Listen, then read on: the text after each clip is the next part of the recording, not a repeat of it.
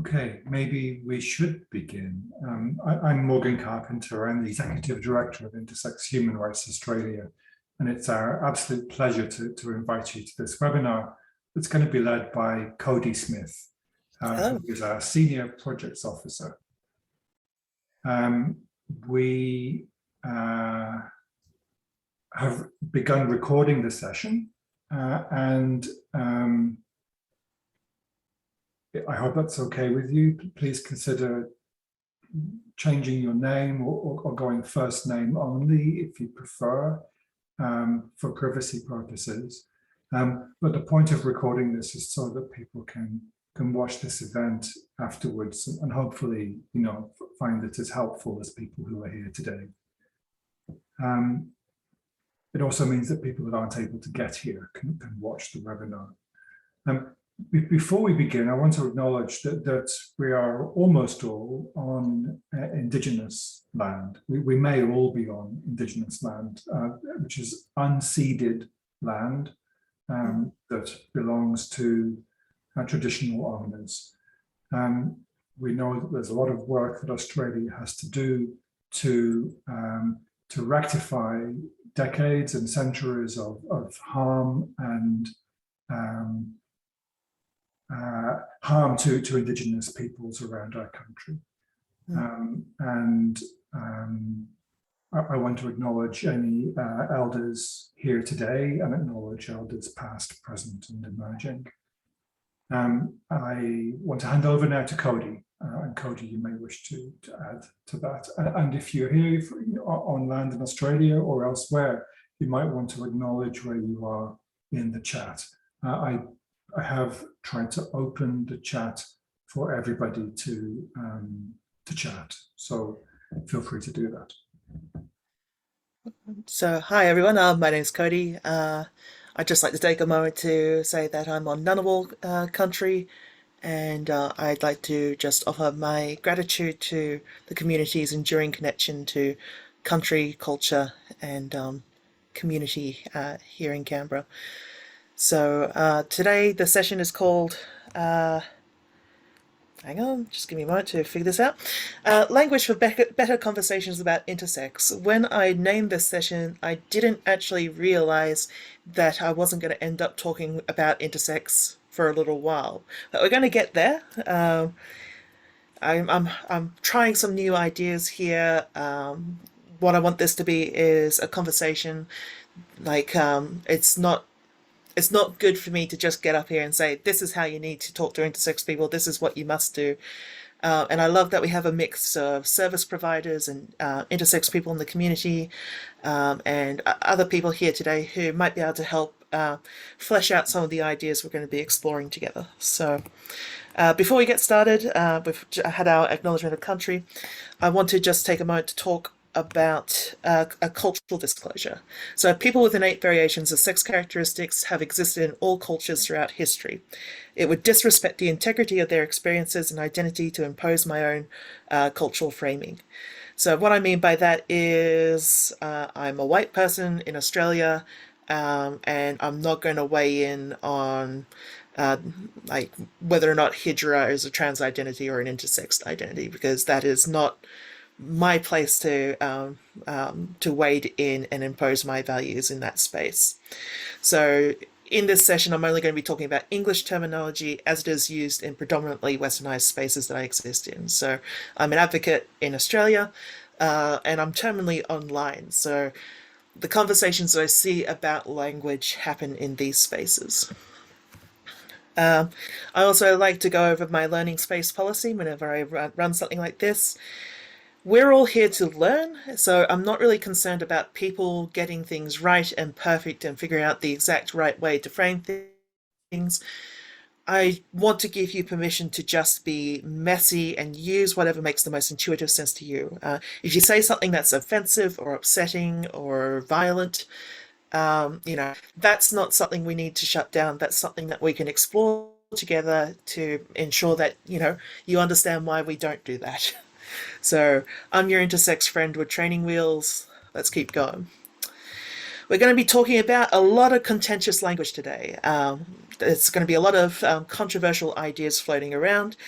And I just guess I want to acknowledge that this might be a challenging space for some people who feel confronted by ideas around medical violence, ideas around medical language, and also just intra-community sort of conflict. I'm going to try and present these ideas as evenly as possible, but what I want is space to fully explore what these words mean in a way that we can derive meaning from them.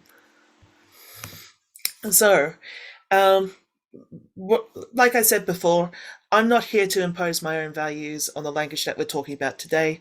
But what I want to do is make it absolutely clear that no matter what is said today, no matter how we weigh in on the language that we're using today, there are 3 golden rules that supersede everything that I'm going to be saying. So when you're presented with a preference on language, respect it on an individual basis. This respects the diversity and experiences of our population. If you use the word intersex to describe someone and then they say, I don't like to use intersex, I would rather you use this other word, then you use that other word. You don't get to challenge that because that is how they understand their own experiences, and you can't take that away from them. The worst possible thing I think you can say to someone is, no, you're wrong about that, because it is not just about invalidating their language, but it's also invalidating their potentially their trauma and or how they understand their physical being. We're going to talk about using language deliberately based on inclusive practice, not intent. It's not really good enough to just go, we have nothing against intersex people. We want intersex people to engage with us. It's not enough to have that intent. You have to be a lot more deliberate than that to bring intersex people into your spaces. And what we've found is that over time, there's been a lot of misplaced allyship that has done a lot of damage that is really hard to repair. And that's one of the reasons why there's so much contentious language in this space, is because sometimes misplaced allyship has done more harm than good. And best practice language needs to understand the pragmatics of our human rights movement. So at the end of the day, the language we use has a particular intent behind it. And what we are trying to challenge as intersex advocates is harms that are done to our community on the basis of our bodies. So we do traditionally we would consider this in terms of unconsented medical intervention and the idea of medical violence and all these sorts of surgeries and hormones and things that have been inflicted on intersex people without consent. But it's actually, there is more depth to it than that. Intersex people are a broad and diverse population with broad and diverse needs. So basically, whatever language that we use, it has to be engaging with, it needs to be engaging with these ideas in a way that's pragmatic, in a way that's useful, a way that's constructive. Who are we talking about? Well, I kind of given the game away a little bit there, but to give you a definition of the population, we're talking about a population that has innate variations of sex characteristics. When you break that down, innate means you're born with it. A variation means you don't have, it means that your characteristics are not typical to social or medical norms. And sex characteristics are all the physical components of sex.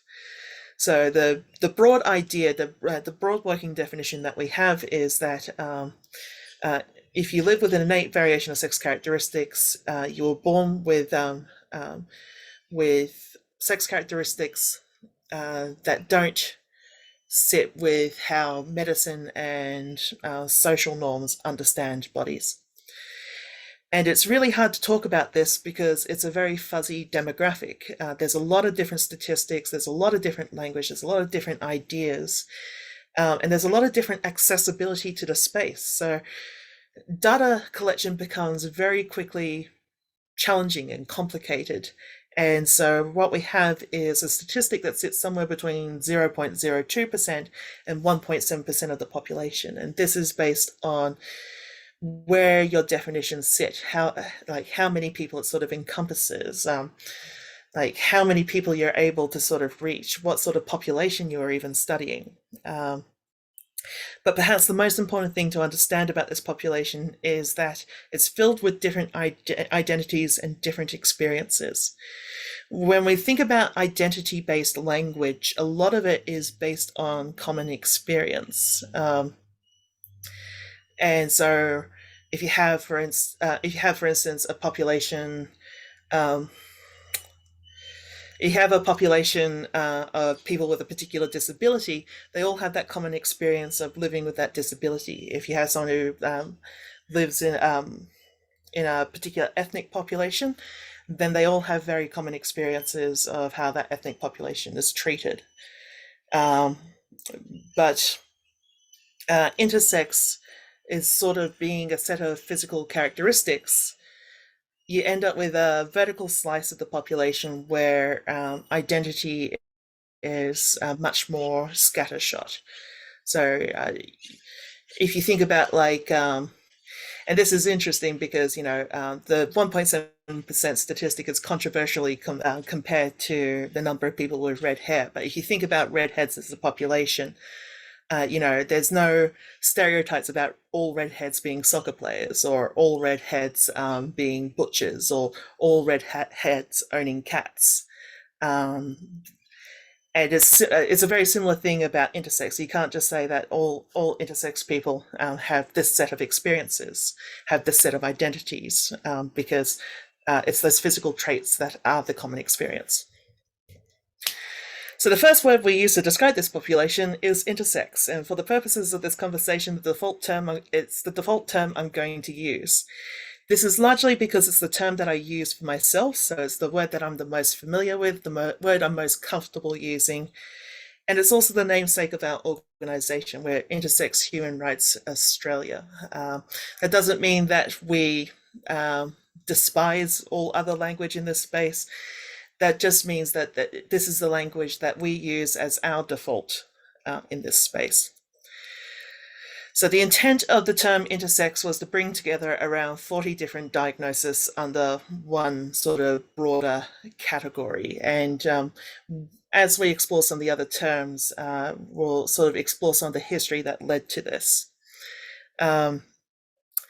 But again, that comes back to this idea that if you have 40 different sort of like diagnoses all sort of thrown under the one umbrella term,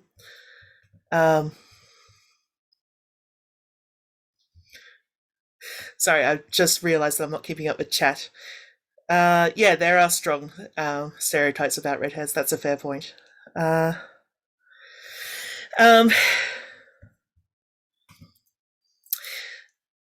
So again, like if you have 40 different diagnoses, it means you can have 20 different people in 20 different intersex people in the room, and they have nothing in common. And that was certainly my first experience of meeting other intersex people, was that I was in a room with 20 intersex people, and we all had a different diagnosis, and we all had different backgrounds. We all came from different parts of Australia. We all had different, but what we did have was common experiences of isolation, of discrimination, of violence that we experienced on the basis of being intersex. Intersex is the most widely recognized term that is associated with the human rights movement. And this is incredibly important. It means that when you talk to the average person on the street, the best way you can communicate variation in sex characteristics to them is to use the word intersex. You can look at Google Trends around language, and it shows that intersex is the most widely used search term when it comes to approaching the topic. We've got statistics based in Australia that show that intersex is the strongly preferred term in Australia. And largely when you look at international advocacy efforts, there's a strong sort of pride community that's built up around the term intersex that has a long history and a strong presence. So because of this, intersex is also associated with the intersex flag, the Darlington Statement and Intersex Awareness Day. These things that are very iconic and integral to the human rights movement are things that are grounded in the term intersex. So it's really, really hard to have a conversation about this and get away from the word intersex. At least it is for me. And that's one of the reasons why today I wanted to explore some of the other terminology that we use in this space. So intersex is not all good. As I said, each word has some give, each word has some take. There's a lot of complex nuance between the different language, and so intersex does present itself with some issues, because intersex is a word that has ended up with a strong association with the LGBTIQA plus movement. The I in there stands for intersex, and that's been relatively inextricable in Australian dialogue. So you see a lot of organizations in Australia still use LGBTIQA plus as like a default standard. Some variations on it, LGBTIQ, LGBTI, but typically the I is included more times than it isn't. And the issue with this is that it's meant there's a lot of historic misrepresentation. And so by sort of being bundled into this movement that's been very singularly focused on the gay rights movement and the trans rights movement, we have an association with that which has proved to be pretty problematic. There are times where I've had to deal with the ignorance of the public, and what they see is intersex as being part of the LGBTIQA, and what they do is they direct homophobia and transphobia to me. So my experiences of discrimination as an intersex person are much more commonly grounded in homophobia and transphobia, because that's how ultimately bigots understand intersex. And so this specifically creates a lot of discomfort in a queer or a rainbow context. You'll find a lot of intersex people who are deeply, deeply uncomfortable with this association because it makes them a target for homophobic and transphobic violence, because intersex gets misunderstood and misrepresented, because LGBTIQA organizations can't stop talking about the LGBTQA and don't talk about the I enough. We've seen this just today in the debate around the Claire Chandler sports bill, where a lot of the media surrounding it is very, very focused on how transphobic it is, even though the definitions that Claire Chandler wants to amend into the Anti-Discrimination Act would specifically discriminate against intersex people as well. So that's caused a bit of a backlash against the term intersex, and a bit of a schism. The term is disputed by clinicians and some support groups, and that's largely because of its association with the activist movement, with the human rights movement, with the queer rights movement.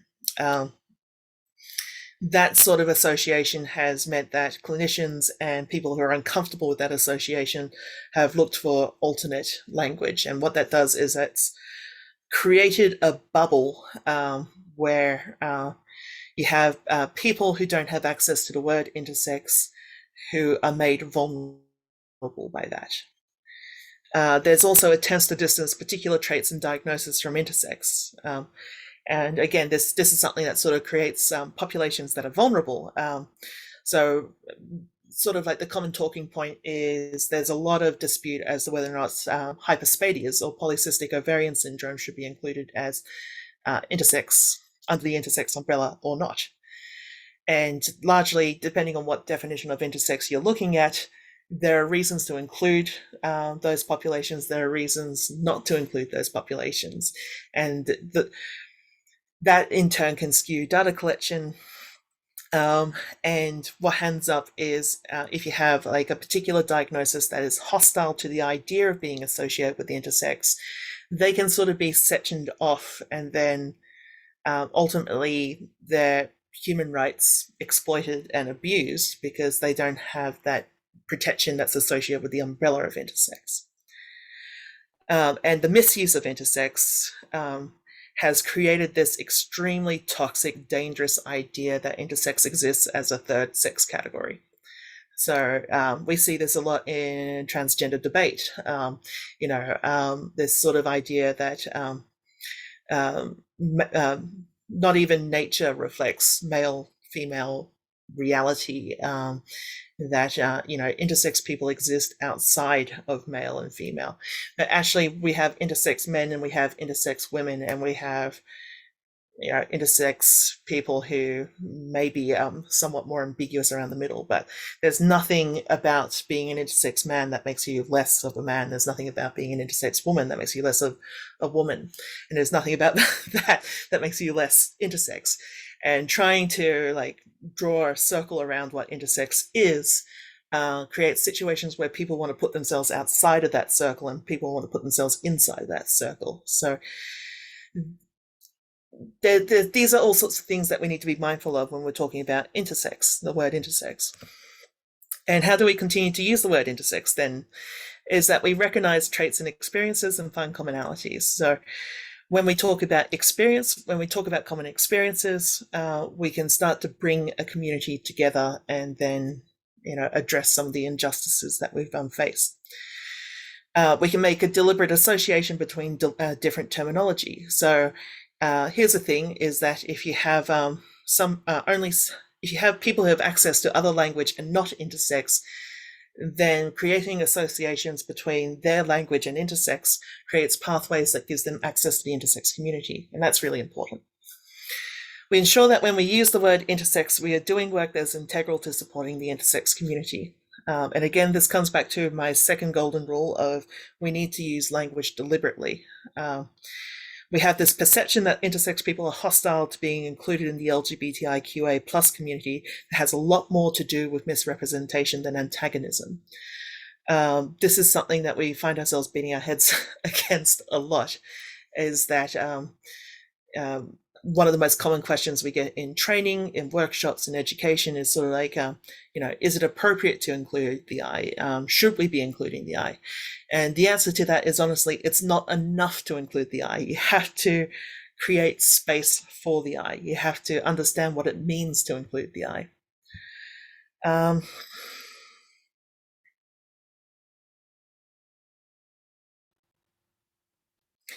Yeah, so Eileen comes in with a really good point that Turner's syndrome is a sort of intersex diagnosis that is traditionally quite hostile to the association with intersex.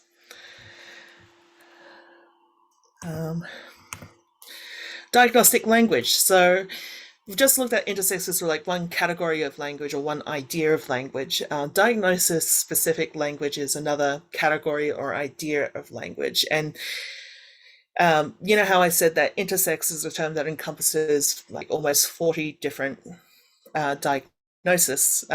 This is just to give you an idea of some of them. We've got stuff like androgen and sensitivity syndrome, which comes in partial and complete.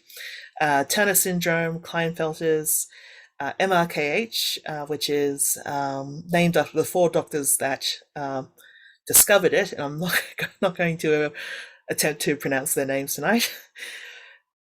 We got congenital adrenal hyperplasia, which has, in some variations, can be salt wasting, and in some other variations can be non-classical. 5-alpha reductase deficiency, over testicular DSD, gonadal dysgenesis, hyperspadias. These are all very technical, big medical terms that have a lot of complicated ideas associated with them. And I imagine that when I was reading up that list, a lot of people sort of glazed over and sort of found themselves wondering, how are they supposed to make sense of this? But it's really, really important to understand diagnostic language as a point of access, because, well, for a number of reasons. It may be the first language someone is exposed to about their sex characteristics. So if I sit in the doctor's office, they're not going to tell me that I'm intersex. They're going to tell me that I was born with over testicular DSD. and then they're going to present me information based on that. And the word intersex may never even enter into that conversation, and I may never even think to have a conversation about intersex. So we need to understand diagnostic language, because that might be the only access someone has to intersex spaces. And it may be the only language someone uses to explain their sex characteristics. It may be the only thing that they're comfortable with. And again, it's perfectly okay for someone to not be comfortable with the term intersex. You just need to make sure what they're comfortable with and that you're using it correctly. Diagnostic language needs to be treated as intimate and sensitive. When I tell you a diagnosis, I am telling you what anatomy I have, what anatomy I don't have. I'm telling you whether or not I can have children. I'm even implying what might have been some of the major surgeries I've had, if you're aware of the medical pathways associated with that. It's a really intimate conversation. And so if someone trusts you with diagnostic language, you need to be sensitive to what that, like the full context of that. So this is especially important in any kind of service access, is having a confidentiality policy in place in order to handle this sort of information. Diagnostic language is a continuously evolving space. So here's the thing, that doctors really love to switch things up as they get more information, as they understand things in a different context, as certain language trends evolve, and what we end up with is a space that's very, very fluid. So while you may have like this many diagnostic terms now, and this is what they are, when you consider the whole history of people, and the different diagnostic terms that have fallen in and out of favor, and what has been included as a diagnostic term and what is no longer included as a diagnostic term, we also have to be mindful of how that fits into the conversation as well. And again, like how we link up diagnostic language is we recognize common experiences and link it to other language to create pathways for peer support. So if we understand that intersex is something that affects sex characteristics, there's a variation in sex characteristics, and people who have a variation in sex characteristics are exposed to particular forms of medical violence. When we hear someone talk about gonadal dysgenesis, and we understand that gonad is a sex characteristic, and gonadal dysgenesis is a variation of that affects the gonads, then we can understand that that they have experiences that link them to the intersex community.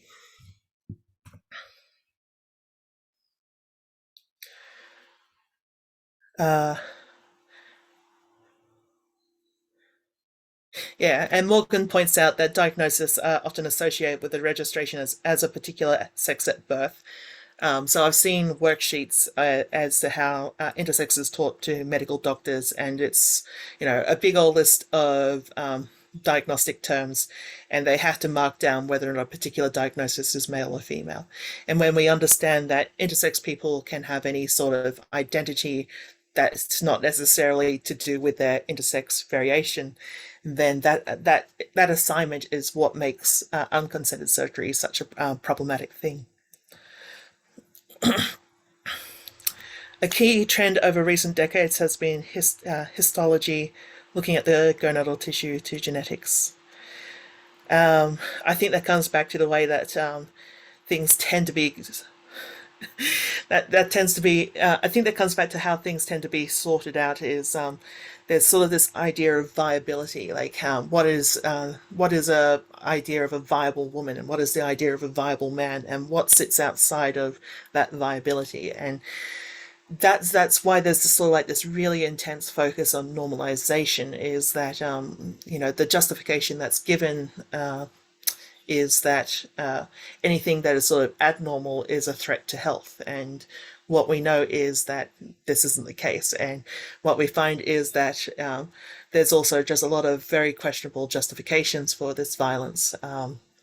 We're talking about stuff like cosmetic surgery to sort of like address parental distress. And And so that's when we start to get into some really squirrely sort of areas as to why, if your only access is diagnostic language, then you might not be aware that, this particular surgery is not necessary, or there's an alternative to this particular medical intervention, or that, people who make a different choice to you may have different outcomes. So that's why this is all important, like, and why we need to understand all the language in this space. Diagnostic language has a lot of problems associated. So diagnostic language can isolate people from community. If all you understand is your diagnosis, it's very hard to access community. Diagnostic language creates barriers to data collection. Think about it this way. You see a poster for a survey being held by a local university, and it says, looking for intersex participants to study. And you think to yourself, oh, I'm not intersex. I have androgen insensitivity syndrome. You're not capturing that, that information. You're not capturing their experiences. They're not informing whatever you're trying to capture data on. And this means that the language you choose when you're attempting to collect data really, really matters if you're trying to capture a broad set of experiences. Diagnostic language reinforces medical norms, and the violence used to uphold those norms. So that was one of the things we just talked about. Diagnostic language reinforces social norms. It's more difficult to normalize variation and make... Sorry, I lost my train of thought here. Diagnostic language reinforces social norms. So it is more difficult to normalize variation and make different... Do you ever have that sort of like point about 7 o'clock where you're supposed to be presenting a webinar and you're looking at your own slides thinking, why did you write that, Cody? Can anyone else relate? I do agree, though, that, I do agree with myself that diagnostic language does reinforce social norms as well, because we had this idea that if you're a girl with AIS, then you should not have testes, and you should undergo a procedure to remove those testes. And like that, these are the ways that it creates self-reinforcing structures of violence. So we had this idea that if someone is a girl and they have this condition, then we're able to fix it, and then that will make their body more socially acceptable. And then there's just... It ends up with a lot of complex ideas around shame and medical diagnosis and associated trauma and so on and so forth. If all you have access to is like this dirty little secret, this diagnosis that you're not supposed to tell anyone, and you've never met anyone with that diagnosis, you internalize that as shame, and that's a really awful thing to go through. That a lot of intersex people do. They're told, this is secret, this is shameful, this is not something you can talk about. This is something that affects 1 in 20,000 people, and you're never going to meet that number 2 in 40,000. Hermaphrodite. Now we're getting squirrely. Hermaphrodite is a really ugly, awful word, but it's also a word with a really important history, and it's really important to understand it. So hermaphrodite is a former diagnostic term. It used to be the way that doctors used to describe intersex before they started describing it as intersex. And the thing about the word hermaphrodite is that it's understood to be obsolete. We've moved on to intersex language, we've moved on to diagnostic language, we've moved on to other language that we're going to explore in a moment. It's also inaccurate. So the word hermaphrodite is taken from Greek mythology. Hermaphrodite was the child of Hermes and Aphrodite, who possessed both male and female sex traits. And so the word hermaphrodite has always been used to refer to this idea of someone who is born both, which is not only deeply problematic, but it's not human biology can't be born both. what happens is that we have a mix of traits. We have different traits. We have variable traits. We don't have a complete set of both traits. That can't exist in society. And, when people hear the word hermaphrodite, that is, of course, what they're thinking of. I remember in a workshop once, a question just out of the blue is like, if you got boy bits and girl bits, can you get yourself pregnant? And that's the thing. That's what people associate with the word hermaphrodite. And the other problem with that is that you have a very exotic idea of who hermaphrodites are. People's idea of hermaphrodites is sort of inspired by nude statues and pornography and sort of like the people at the circus at the turn of the century, people in the circus at the turn of the century. And so this is really humiliating. It's really awful. And the thing you really need to understand in a crystal clear way is that hermaphrodite is effectively considered hate speech. It's largely considered a slur. You should largely never, ever, ever use it to refer to another intersex person unless you have their explicitly stated permission. That said, again, really big, bad, negative, awful, toxic, evil, history, slur, bad. But there are still contexts where it's appropriate. There are contexts where it's understood differently. There are contexts where it might even be desirable to engage with that language. So, there's a lot of, as with a lot of slurs used in other contexts, there's a lot of sort of radical reclamation in sort of like punk movements and artistic movements. And there's sort of like, in a way, it has become something that people feel like they can celebrate themselves, about themselves in very specific spaces. And this goes back through the history of the movement as well. The Hermaphrodites with Attitude was a very famous newsletter that was published. And it basically referred to the idea that all the intersex people are unhappy with the medical interventions that they experience, that were now banding together and so like starting to perform activism against the doctors that perform that medical violence, were just sort of like being dismissed as hermaphrodites with attitude. Those are just the unhappy ones. Those are just the zealots. Those are just those are just the troublemakers. And that's been a very, very consistent backlash to the movement. So, in order to understand the opposition that we face from clinicians today, we need to go back and understand that this is the context in which we've always been sort of understood in. And it's a term of access for all the generations. I know of people who in the 80s and 90s who were diagnosed with the term hermaphrodite. And, I have a background in peer support, and I've worked with people of all kinds of ages. And occasionally I will meet someone, in their 60s, in their 70s, and their only access to intersex community is the term hermaphrodite. If you don't make space to understand the word hermaphrodite, then you can't make space for people who are hermaphrodites. So again, we have this really complex thing where we had this thing that's a really ugly, awful slur, but we need to find ways to use it strategically to ensure that there are people who aren't isolated from community. And we'll get into why this idea of bringing people back to community is really important a little later. Now we get into another really tricky one, perhaps the trickiest term we've hit so far. We're talking about disorders of sex development, DSD. DSD was an alternate umbrella term initially proposed as a middle ground between advocates and clinicians to help promote reform.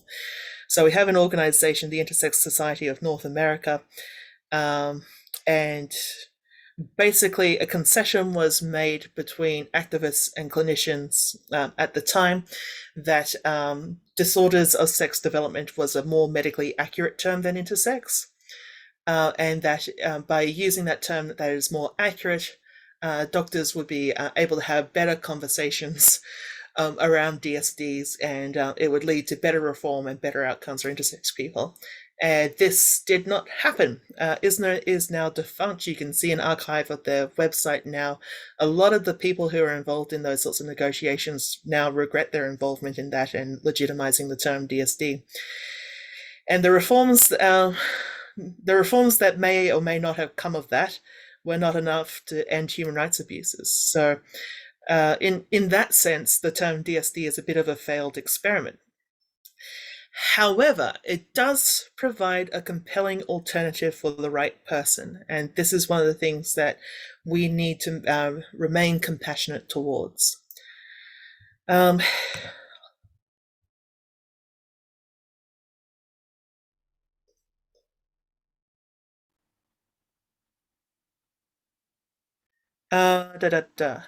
Morgan's just linked a fantastic paper about that.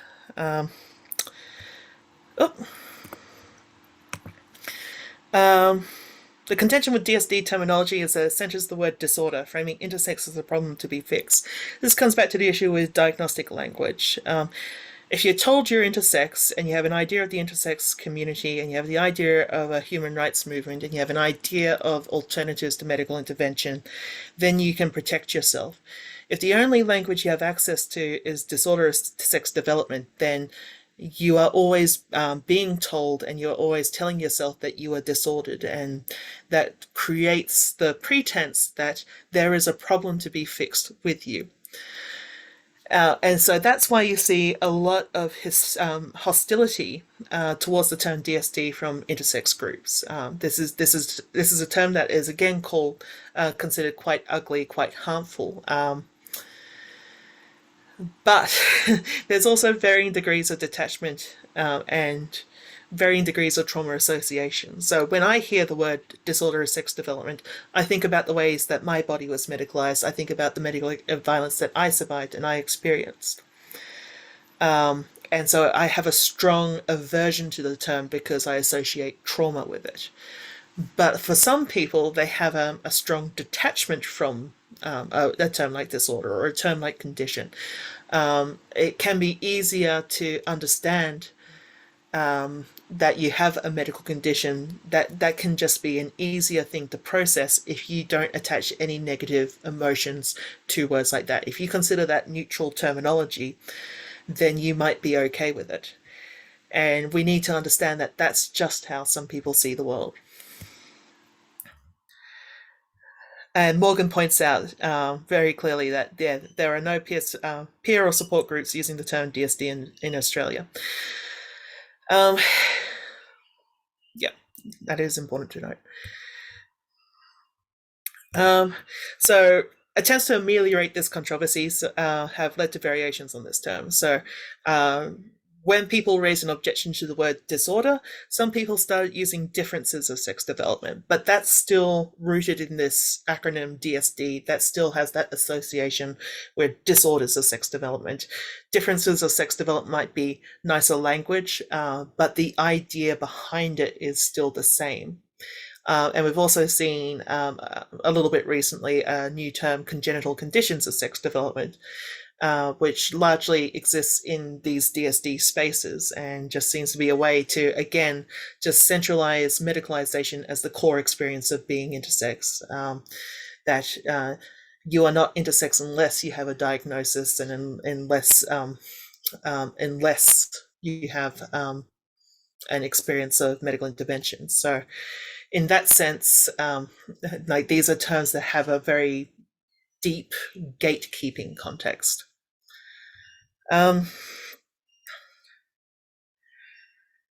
These alternatives in language maintain some support in spaces that otherwise reject intersex as desired language. Again, all spaces in Australia are relatively comfortable using the term intersex. This is something that we see much more overseas than we do here. And we don't tend to see these sorts of organizations operating at higher levels of international advocacy.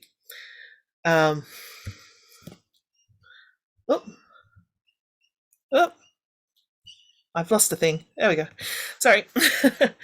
For some, DSD terminology addresses the view that variation should be an inconsequential facet of male or female identity. So when we go back to that idea of how intersex has been spoken about in a way that puts it in its own category and sort of like creates this misconception around it that it's a third gender identity. Some people take that as a threat to their own binary gender identity, and their response to that is to embrace DSD terminology because they find that they don't feel challenged by that. So those are some of the reasons why some people might use DSD, but this is far from the standard in Australia. This is far from comfortable language. It's something to be mindful of in case you're dealing with someone who is more comfortable with DSD language. And we're going to get into some of the reasons why someone might be more comfortable with DSD language. So that's all the terminology we're going over today. What can we conclude from that? All language is correct and wrong at the same time. And boy, does that just not satisfy, does it? Like, that just seems really awkward and difficult, and that would be a really terrible place to end this discussion. So I proposed an alternative, or how and when we use specific language really, really matters. Because that's the thing. If I'm having a conversation about intersex rights with someone who's having a conversation about DSD rights, there's going to be conflict. And so we need to find ways to have a conversation with each other in a way that's useful to the both of us. Like, that's how we can start to ameliorate some of these sort of like deep schisms in language. You know, and this is why we need to go back to those golden rules, in that you need to create the conditions where it is safe to identify as who you are. If I come to your sexual health service as someone who identifies with DSD language, and then you say, "Oh, DSDs, I've heard of that. You're intersex," they're never going to come back to you ever again. Right? They're like, you've just made that space hostile towards them. So, how and when we use specific language really matters. So the next little bit of this discussion, we're just going to go over some of the context. But before we get into that, does anyone have any questions about what we've talked about so far?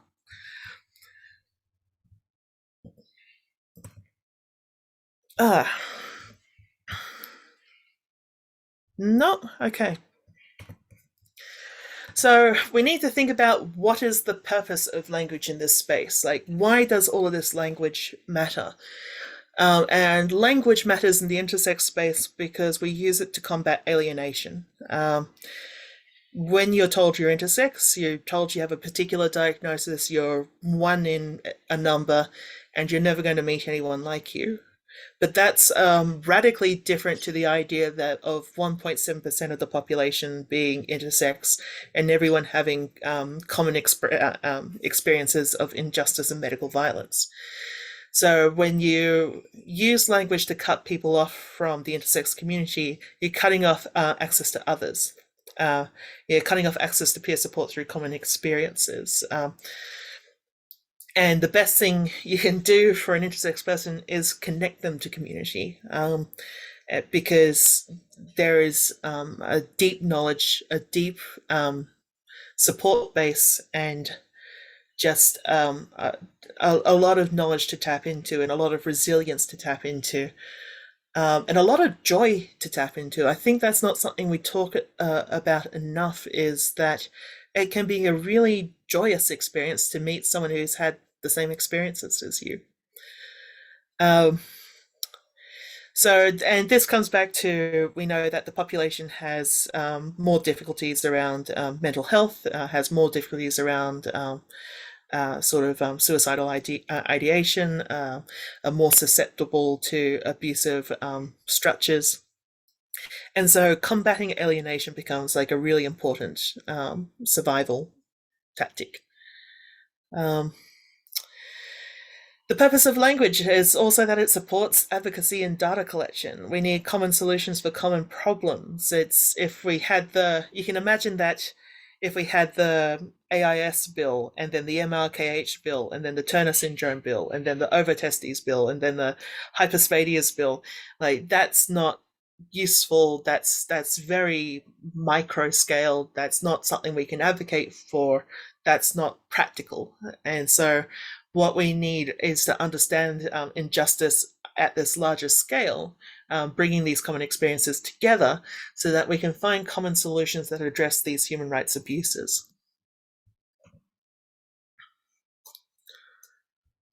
Creating community too. Yes, so combating alienation and creating community. Um, it also allows us to build an evidence base for better care.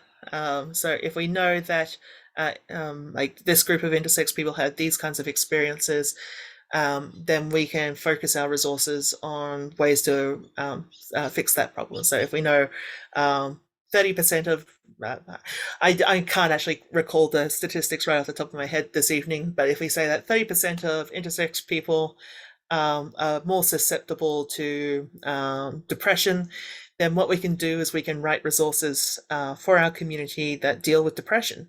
And then through that, we can build better care standards, which will just produce better outcomes for intersex people. And it also allows us to just challenge stereotypes. And again, that allows us to create better outcomes and to create happier people.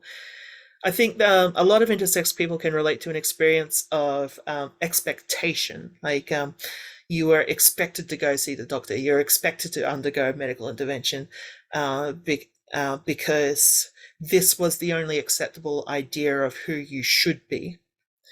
And when you start to break down some of those stereotypes, you start to create space for people to express themselves differently, to be okay in their bodies, to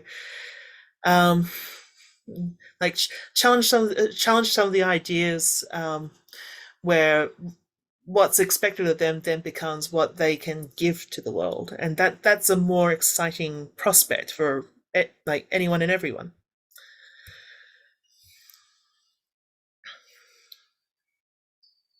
Got another comment. Data collection that's based on a lack of consent without peer support from others, with some or even other intersex people, has been a cause of harm and breach of many forms of bodily integrity and consent.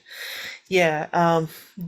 So Eileen's talking about data collection in more of a medical context. So we do have an idea of how medical photography has been like another example of medical violence. And we have this idea of people being put on display on grand rounds. Like these are fundamental acts of violence that have left people in the community deeply traumatized.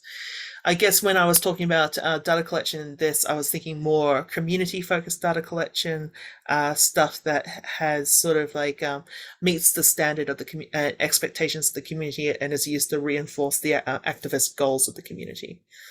But it is valid to recognize that again, like data collection is a violence that has been inflicted on the community before, and sort of bringing people together so that they know their rights in this space is a way we can combat that. How do we use language? So this comes back to golden rule number 2.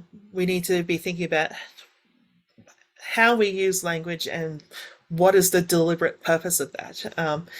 When I say intersex, who am I talking to in the room? When I say DSD, who am I talking to in the room? If I say hermaphrodite, who am I talking to in the room? And that becomes a really difficult thing to balance when you have like a lot of intersex people in the room with a diversity of experiences. But it also becomes important as to like what you're putting out as the public face of your organization. And what we see is a lot of DSD organizations are very focused inward on things that protect their experiences, while a lot of intersex organizations are trying to do things that benefit a broader idea of community or a broader section of people. We're trying to create mechanisms that protect us as intersex people and people who are okay with medicalization. It's not enough to say, stop cutting up babies. That's a really easy bill to pass. But it's what we have to do is, we have to say, we have to create the conditions so that consent is always respected. Bodily autonomy is always respected. We need to create the conditions where intersex babies aren't cut up without consent.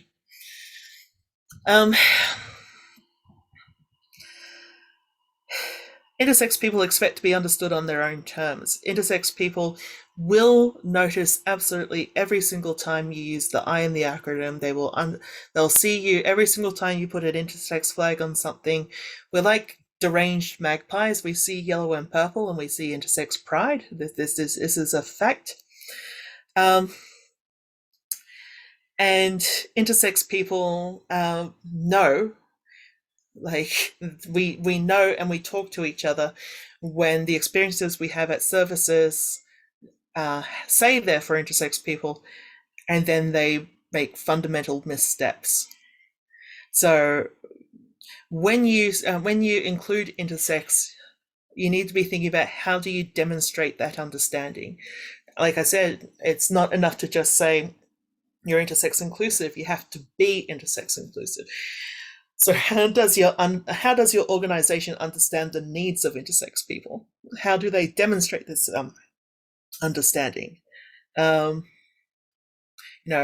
all you're showing is a rainbow flag and you're calling your organization intersex inclusive, the rainbow flag doesn't include intersex people. And you also need to be thinking about what you're actually offering to intersex people. So, if you are a peer support organization and you have all these great peer support groups for trans and gender diverse communities, and intersex people don't turn up, what you need to do is create something for intersex people to turn up to. You need to build that trust with the community. You need to create a space where it is safe to be intersex, so that they can understand that they can be safe in these other spaces that are also accessible to them. And you need to be mindful of whether or not you're actually talking about intersex people or issues. We have a huge problem with conflation, where people talk about transgender and intersex in one breath, and what that does is that it means that people internalize this idea that intersex is a type of transgender, and when that presents itself publicly, that's something that causes damage. That's something that deepens the schism. That's something that makes the term intersex toxic to some intersex people, and makes them turn to alternate language. And it's just like, if you're talking about intersex people in abstract, if you're talking about intersex people in a way to justify the existence of transgender and gender diverse people, then what you're actually ultimately doing is promoting public misunderstanding. And we as activists are spending more time pushing back against misunderstanding rather than advocating for the things that our community needs. I can just see chat going a little bit wild here. ERA has an introductory page on data collection and forms. ERA has a lot of good resources, and Morgan's been posting them throughout this conversation, so definitely check those out. When the I is included in the initialism but always ignored, is it even a benefit to be included at all? And that's a really good question, Tom, and ultimately what it comes down to is there is not a benefit, but you also have to be mindful of the fact that if you don't include the I, then you are basically putting a big neon sign on your organization saying that we are not intersex competent and we're not even trying to be. So again, like anytime you include intersex, anytime you include the I, it has to be deliberate. You have to be doing something for intersex people. And if you don't, don't expect to engage with intersex people. Okay. The other thing we have to be mindful of who we are talking to. If I'm talking to other intersex people, I'm much, much more likely to open up about my own diagnosis, because that allows me to connect to other people with my own diagnosis, and I'm comfortable with people who've had that common experience opening up and sharing with me. I'm also comfortable using diagnostic language with my doctor, because sometimes that's the only way I can access the services that I need. So to get them to understand my needs, to talk with a common language with them, I'm happy to use diagnostic language with them. With my parents and my family, I'm happy to use the word intersex, because that's the word that I most strongly identify with.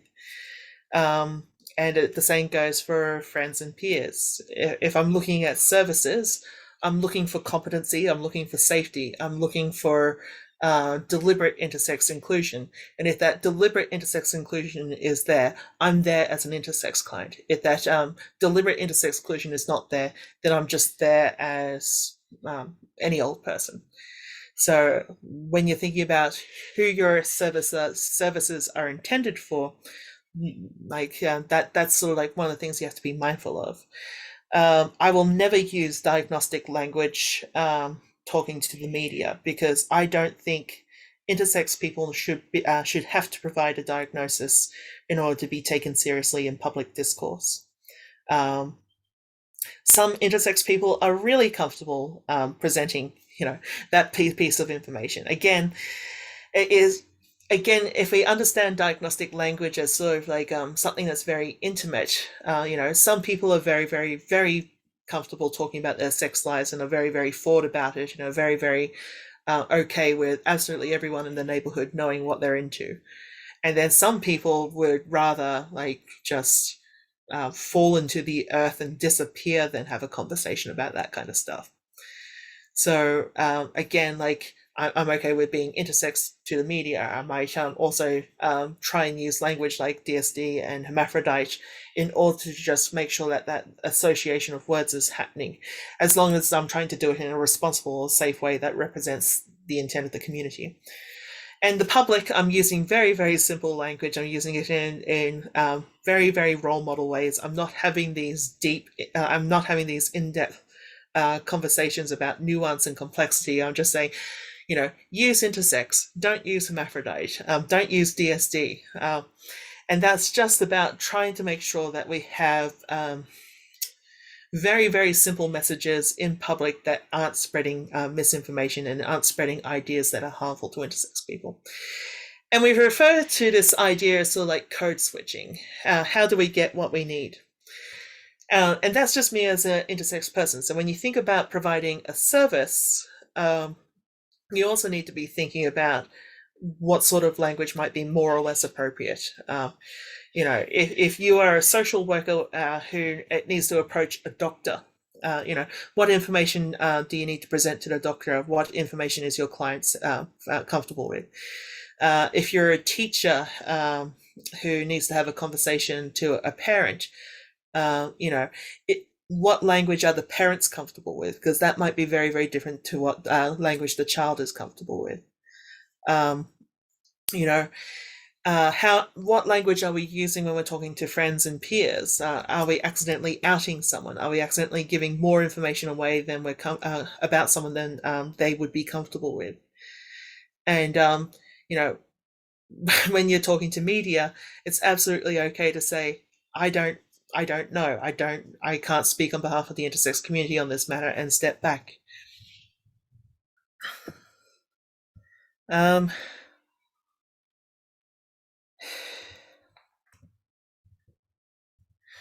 How queer language damages intersex discourse. So we've touched a little bit on this, but this is the idea that if we had this idea of the I in LGBTIQA+, then how does the language we use in LGBTQA+ spaces damage broader intersex discourse? And the reality is intersex people aren't necessarily queer. There's a lot of intersectionality there, but statistically speaking, as a vertical slice of the population, we have very similar rates of sexual orientation, diversity, gender diversity, to the rest of the population, which means that, 90% of the time you're talking to an intersex person, you're talking to someone who's binary, who's cisgendered, who's straight. And so when you understand that, there's often an assumption that that's not the case in these sorts of spaces. And so what you end up doing is accidentally invalidating those sorts of intersex experiences. And so, like, when we think about the discussion around sexual orientation, this is not supposed to be like a dig at gay rights or marriage equality or anything like that, but understanding this fact, is marriage equality an issue to the average intersex person? And the answer to that is no. There was actually a fuss during the marriage equality campaign made that the bill was inadequate because it wasn't dealing with intersex marriage. But the reality is that most intersex people who want to get married are married. Um, and gender identity, if you always talk about intersex as a gender identity, intersex is not a gender identity.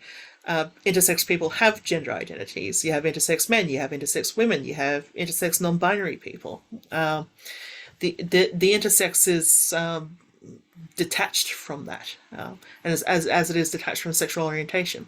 So if you have a space that can only talk about things in terms of these sorts of identity issues, you got a space that can't actually accommodate intersex, unless, and we go back to what is quickly becoming my mantra this session, we're doing so deliberately. We're including people deliberately.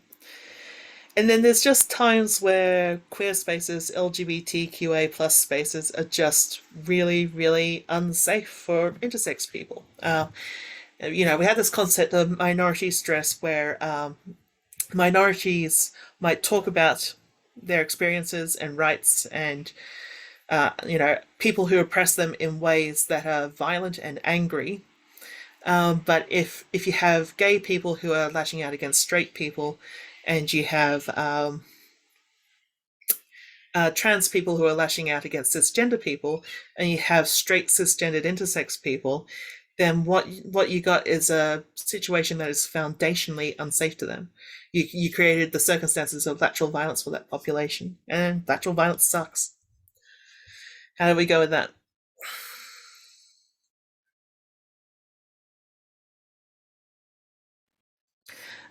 Tony Briffer says marriage equality is an issue to everyone that cares for human rights. Some intersex people identify as intersex as well. We get into some, yeah.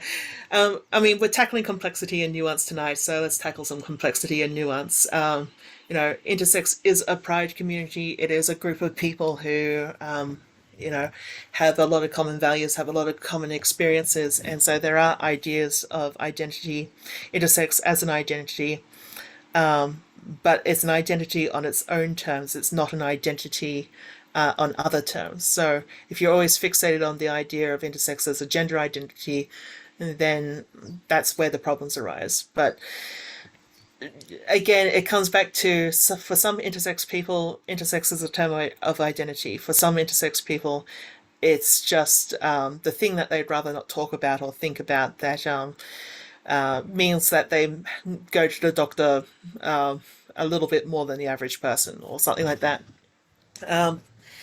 And we sort of have to have an understanding of how this word can have radically different ideas to radically different people. And yes, of course, I sort of irresponsibly skipped over the idea of intersectionality. I am intersex, I am gay, I am non-binary. Marriage equality was an issue that was very close to my heart, that really mattered to me, and I was a very active campaigner in that. And ultimately, when we're talking about human rights issues, what we want to do is bring it back to universal principles. One of the things I've been talking about lately is that there's a lot of talk about sex-based rights and women's rights to the exclusion of other rights. And women don't have exclusive rights. They have, a right to security. They have a right to bodily autonomy. They have a right to personal safety, to equal wages. But these are things that everyone has the rights to. There's not one of those things that you would take away from anyone else.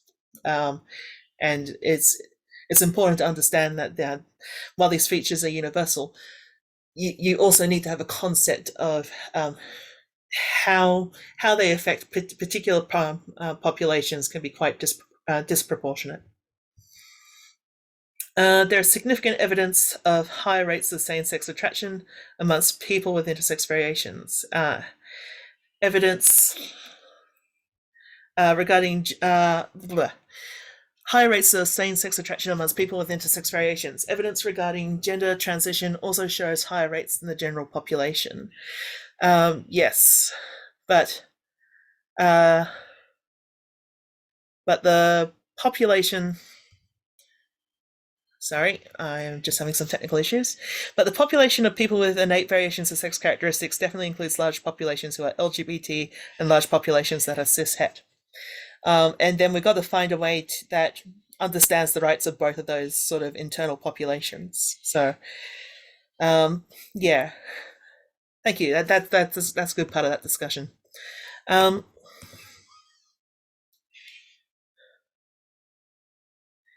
It might be a good idea to share the page on forms and data collection again. I got a question from Seymour. How do you feel about the SOGIESC acronym language? So SOGIESC is an alternative to LGBTIQA plus sort of language, which stands for sexual orientation, gender identity and expression, and sex characteristics. And what I like about it is that it identifies the vectors of oppression. And I like that as something that you can say as a word. SOGIESC is a lot easier to say than LGBTIQA plus. I did have to practice that in front of the mirror when I first got started. So it's a term that I like better because it identifies the vectors of oppression while sort of respecting that for different intersections, there are different different experiences. The problem with sort of like mashing up LGBTIQA plus together is it doesn't really, it sort of implies that everyone has the same experiences, but SOGIESC sort of spreads out those experiences so that you can understand that if I'm an intersex person, I'm a minority of I'm a SOGIESC minority, and I'm experiencing violence because of my sex characteristics. The other really great thing is that when I talked about cultural safety earlier, when we use words like lesbian, gay, bisexual, pansexual, transgender, non-binary, those are Western terms. Like this is how we in Australia understand these concepts, how a lot of Europe understands these concepts, how a lot of America experience these understands these concepts. There's sort of like this whole history of like there's sort of like cultural imperialism to the whole mess, and what it leaves out is a lot of much smaller sort of unique cultural identities, and so it creates the opportunity for these much smaller minorities to sort of like sit on their own terms in their own space and be respected in a way, rather than saying, you know, this Samoan identity is clearly transgender, and this American Indian identity is clearly lesbian, and this, you know, Chinese concept is clearly talking about intersex people.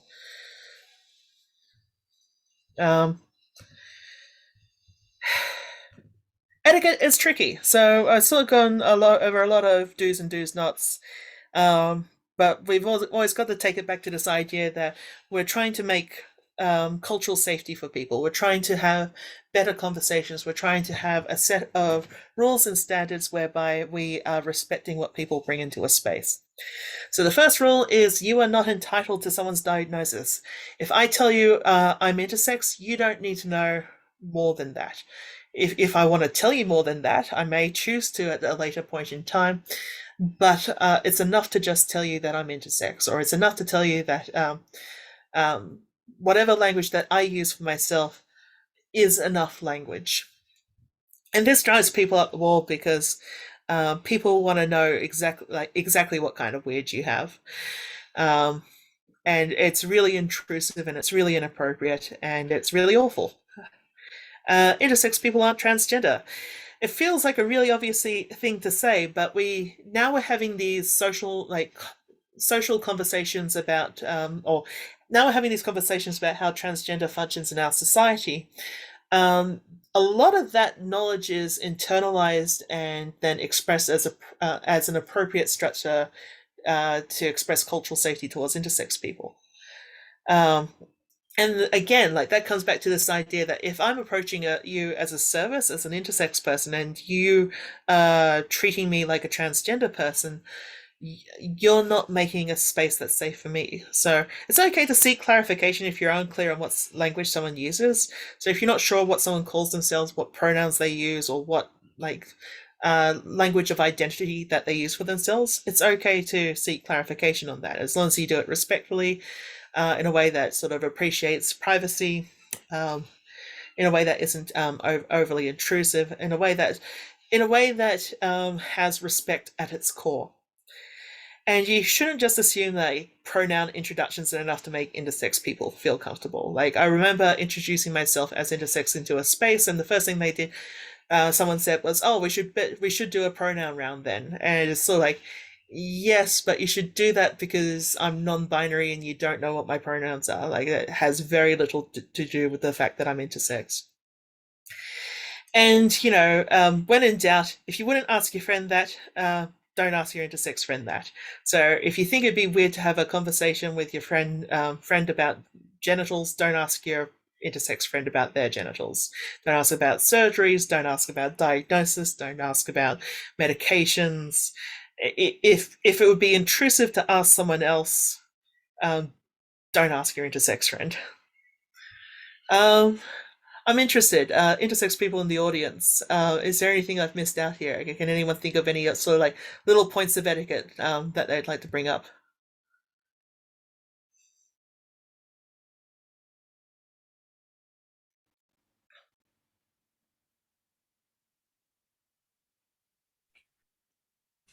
There's a little bit of a dialogue in the chat, which is it is good. It's kind of agreeing with you. I think a couple of us, Tony and myself, wouldn't really say intersex people aren't transgender. I think in my experience, and I think Tony's experience as well, some people with intersex variations do understand themselves as trans, but that's only people who are intersex who transition.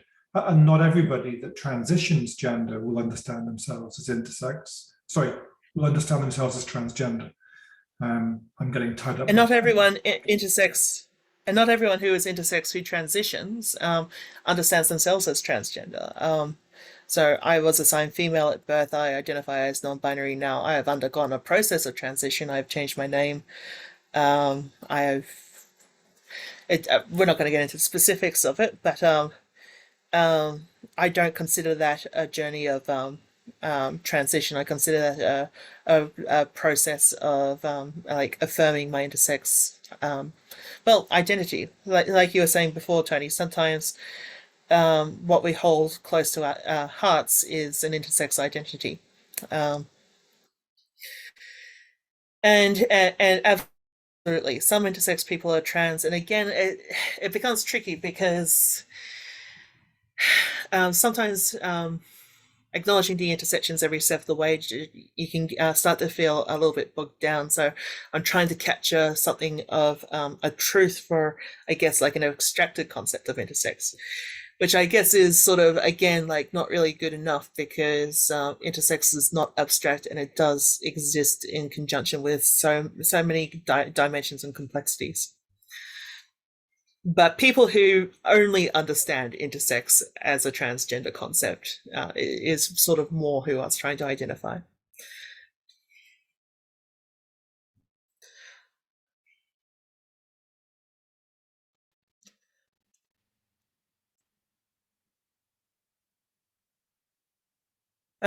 Cool. And we're just going to go over some language for people with typical sex characteristics. So I've heard all three of these words, but I've never actually looked up the difference between them until today. And this was actually really interesting to me. So the three words I've seen and heard used are endosex, perisex, and dyadic.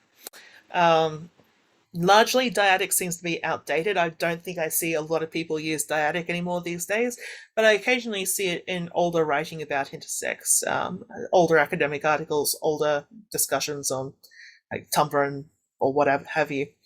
Perisex seems to have very specific contexts where it's used very religiously, and those contexts seem to be American and online. I don't tend to see perisex used outside of that context. And endosex is definitely the most common that I use. But the differences comes down to basically those sorts of root words. Dyadic comes from the word dyad, which means of two entities. So in this in this use, it's implying that the two entities are male and female. So if you're a dyadic, you occupy one of those two entities. So the problem with that is it obviously diminishes intersex men and women who, do occupy those two entities. Perisex was an adjustment proposed on Tumblr to correct for some of the sort of harsh edges on dyadic. And the word peri means around, near, or closer. And the implication here is that an individual who is perisex has traits that are around, near, or closer to typical male-female traits. Which, yeah, I guess like it seems like you're splitting hairs, but there's something that's just a little bit nicer and a little bit more elegant at that. And endosex, you have that root word endo, which just means inside or internal to. So you have this word existing as basically the counterpoint to intersex. So you have inside of typical traits and then between typical traits. I've also seen from the US also read dyadic. Yeah, dyadic and perisex seem to be the two words that gets used more in a US context. Cool. So I want to kind of open up the conversation tonight. I kind of understand that I've been going on quite a long time with all this information. But I just guess like I want to finish where I started, and I just like with all of this knowledge, what I want you to sort of like walk away from this is thinking about how do you build a better conversation? Like how do you understand this language? How do you understand sort of like etiquette? How do you understand sort of like taboo? How do you navigate all of this information in a way that you can have better conversations about intersex? I was going to go over the golden rules again. We're sort of running quite late, but also, so we must understand the diversity of language, when, how, and why it might be used. We must open ourselves up to correction, understanding the malleability of language in this space. We are mindful of who is included and excluded from the language that we use, and we must challenge misconceptions that arise from conflation and misunderstanding. And any questions? I'm happy to open up the conversation at this point.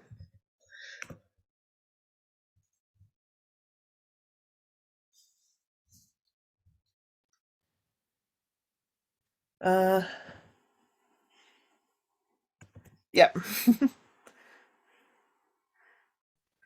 Maybe stop sharing the screen so we can see each Yeah. other. If you feel able, you could turn on your camera if you like. It's optional. I know that some people have to leave. Didn't necessarily expect to go till 8, but I get really fired up about this stuff. So hopefully people have gotten something out of it.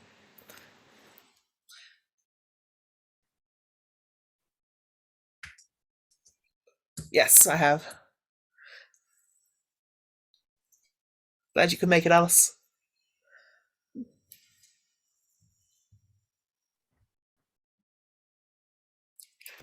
Oh, there's lots of comments, lots of people very happy with the presentation, which is awesome. And really hearing your humanity, Cody. And I think that is very true when I listen to you as well. Thank you. Tom, do you have a couple of comments? Tom Cudahy. There was an interesting news about Rob. Yeah. So, yeah, we spoke to a journalist in Tasmania last year who published an article on Rob. That article was all right. I think it was mid-year last year on the ABC by a journalist called April McLennan. But the recent news, the recent report was unexpected to us. We weren't aware of it until I think the day before it was broadcast. And if journalists had reached out to us, I think that would have made for a much better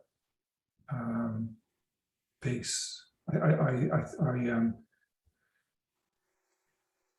think the segments that I've watched showed that the very brave man to be in the program, because it's always scary going on TV and being in a program like that. It showed that he didn't have very affirmative words for himself, and he actually didn't have good language about his own body. And to me, that really stood out. But I haven't watched the full program, and I don't think I can do based upon what I've seen from the brief segment. But that comes back to a lot of what we've been talking about tonight, is you then have to be thinking about what is language that supports Rob and how he understands himself, and how do I connect to that concept if I was to support him as a person. Yeah. Rob is not connected to a community yet, really. I mean, if you're watching Rob, then please reach out. We don't buy.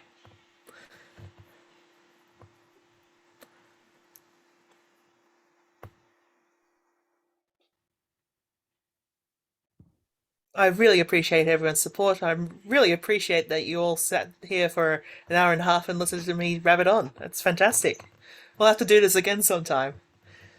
I think I got 2 hours in me on how great the color yellow is.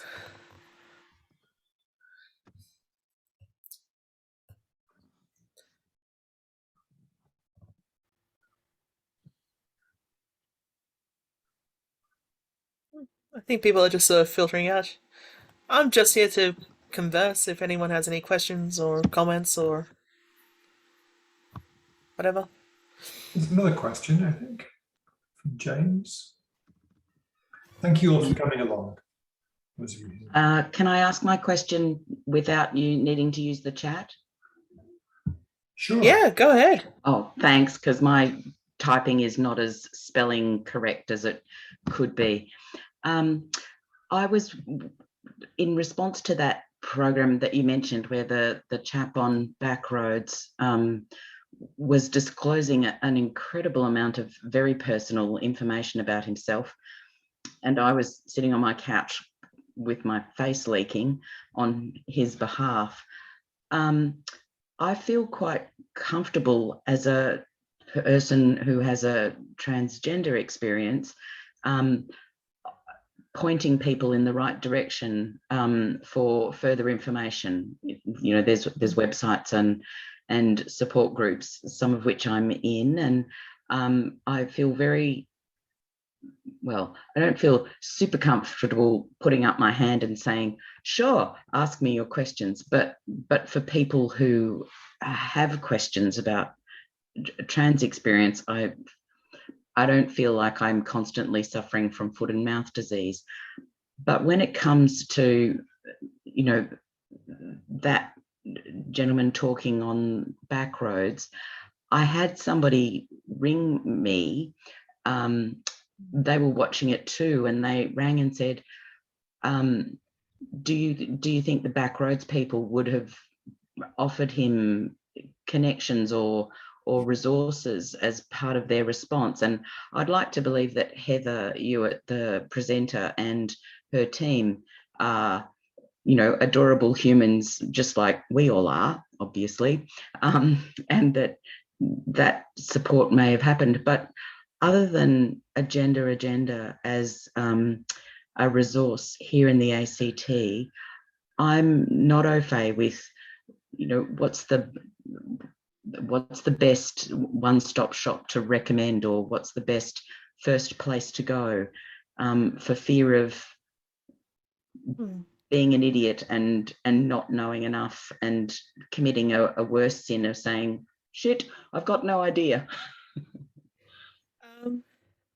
I can tell you from experience that Rob very didn't likely receive a ton of support based on the various experience of our colleagues with SBS and ABC. And in terms of like one-stop shops, this gets tricky. uh, in an ideal world, IPSA would be it. Intersex Peer Support Australia. Intersex Peer Support Australia is undergoing some structural challenges at the moment. So it's probably, even just putting people in touch with ERA is probably a good starting point. Look, Morgan's got thoughts. yeah, I think there's a structural issue here, James. And I think, for those of you that are left, I mean, often the media, like the ABC, and many other media outlets, think that there is like a homogenous LGBTI community. So they assume that to be intersex is to be connected to that community. And they think that to be intersex is to be able to get support from LGBTI organizations.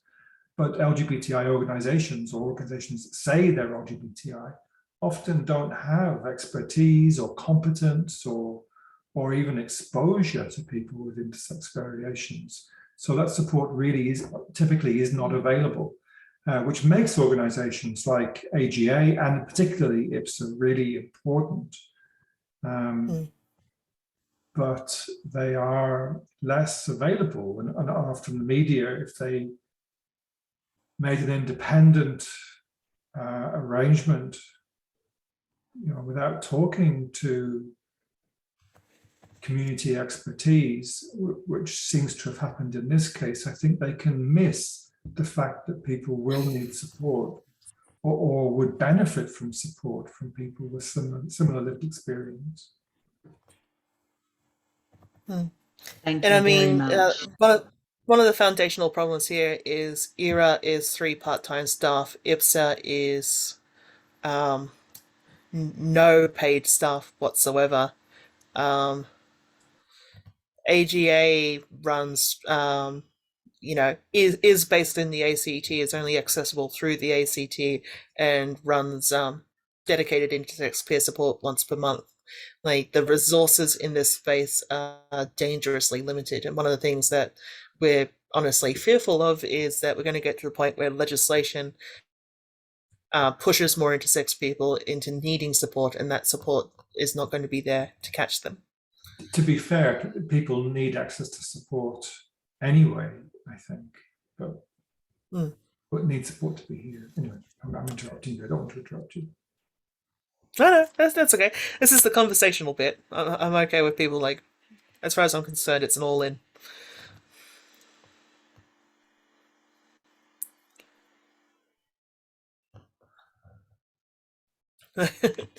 Okay, for the last 5 people here, you are our favourites. Some good people. You get a car, and you get a car. No. But tell everyone about the unicorn stampede that happened at this part, and if only they'd hung around a little bit longer, they could have seen it. I think I'm going to turn the recording off. Thank you all so much. Oh, right. Cody, thank you. A classic Cody humour.